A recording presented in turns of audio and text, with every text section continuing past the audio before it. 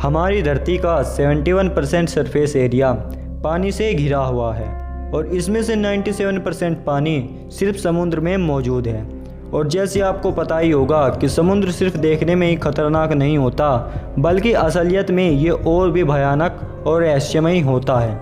हम इंसानों ने ब्रह्मांड में हजारों और लाखों लाइट ईयर्स दूर के ऑब्जेक्ट को तो डिस्कवर कर लिया है, लेकिन शायद आपको जानकर हैरानी होगी कि धरती के 80% से भी ज़्यादा ओशंस आज भी अनएक्सप्लोर्ड है। यानी कि आज तक हम जानते ही नहीं कि वहाँ पर असल में क्या है। और अब अगर मैं आपसे पूछूं कि क्या आप 3 दिनों तक बिना किसी ऑक्सीजन सिलेंडर, बिना किसी प्रोटेक्शन और बिना किसी रोशनी के समुद्र की तली में रह सकते हो, तो जवाब होगा नहीं। और साथ ही आप ये भी सोचोगे कि आज ये वुस्टोमाइंड कैसी बातें कर रहा है। पर दोस्त, जैसा कि मैंने आपको पहले भी बताया है कि हमारी इस धरती पर हर रोज़ ऐसी अमेजिंग घटनाएं घटती है जिसके बारे में सुनकर भी हमारे रोंगटे खड़े हो जाते हैं। और आज एक ऐसी ही घटना के बारे में मैं आपको बताने जा रहा हूँ। तो चलिए शुरू करते हैं।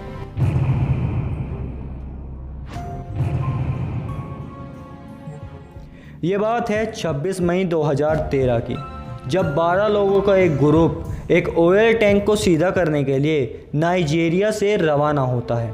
वो 12 लोग एक मॉडर्न बोट में बैठकर अपनी साइट पर पहुंचते हैं और जब वो अपने काम में लगे हुए होते हैं तब अचानक एक भयंकर लहर के कारण उनकी जो बोट होती है वो पलट जाती है और डूबने लग जाती है।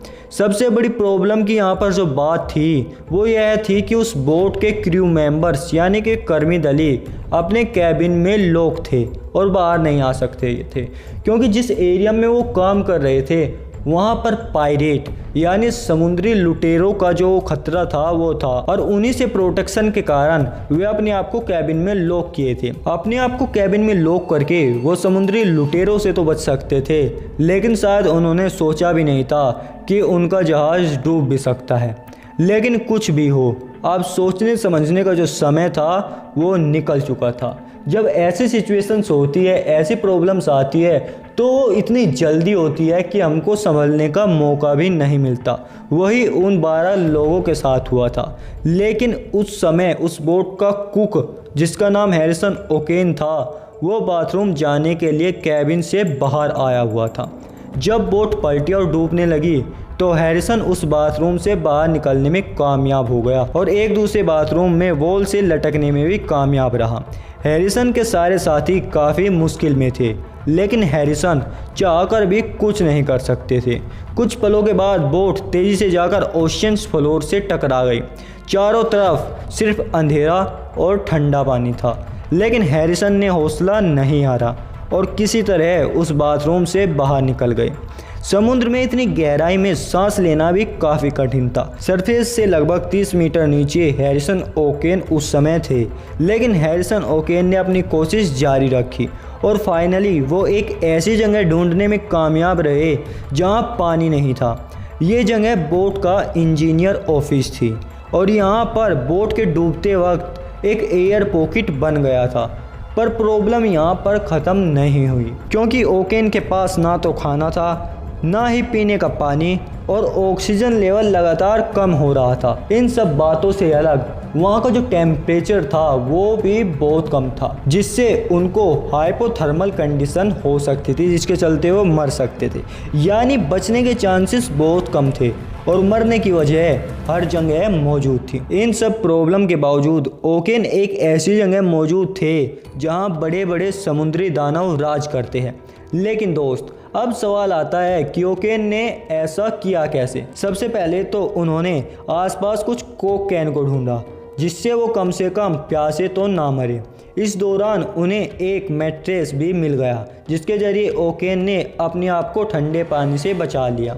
अब उनके सामने प्रॉब्लम थी तेज़ी से ख़त्म होने वाली ऑक्सीजन की।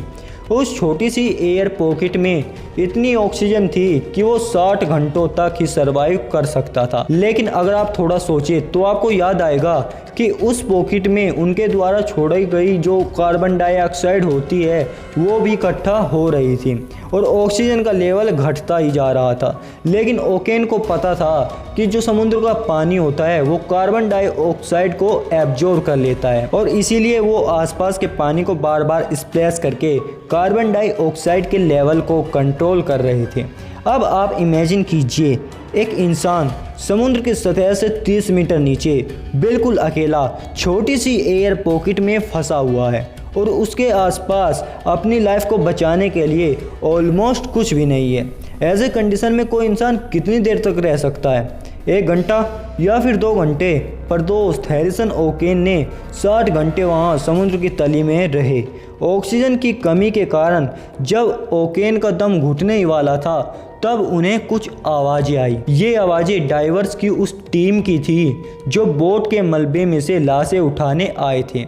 उन्हें तो पता भी नहीं था कि उन लाशों के बीच एक इंसान जिंदा भी बच गया है। उन आवाज़ों को सुनकर ओकेन ने शोर करना शुरू कर दिया, लेकिन इससे कोई फ़ायदा नहीं हुआ।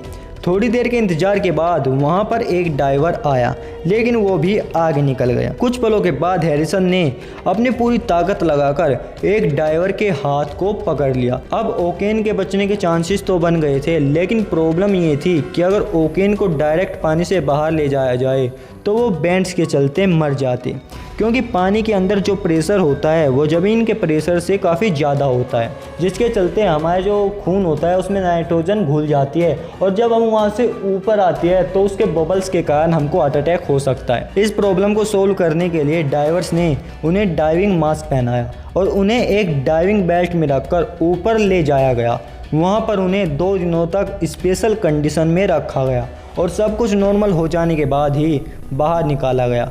जाने अनजाने में ओकेन ने सबसे ज़्यादा समय तक अंडर वाटर रहने का गिनीज वर्ल्ड रिकॉर्ड भी अपने नाम कर लिया। इस दिल दहला देने वाली इंसिडेंट के बाद हैरिसन ओकेन कभी समुद्र के आसपास भी नहीं गए। उनके दिमाग पर इस इंसिडेंट का बहुत गहरा असर पड़ा था और आज भी उन्हें इसके सपने आते हैं। हैरिसन के इस जज्बे के लिए वीडियो पर एक लाइक तो बनता है। अगर आप भी ऐसी कंडीशन में फंस जाते तो आप क्या करते हैं, हमें कमेंट करके ज़रूर बताएं। और हाँ, चैनल को सब्सक्राइब करना मत भूलना। आज के लिए इतना ही, मिलते हैं जल्दी नई वीडियो के साथ में।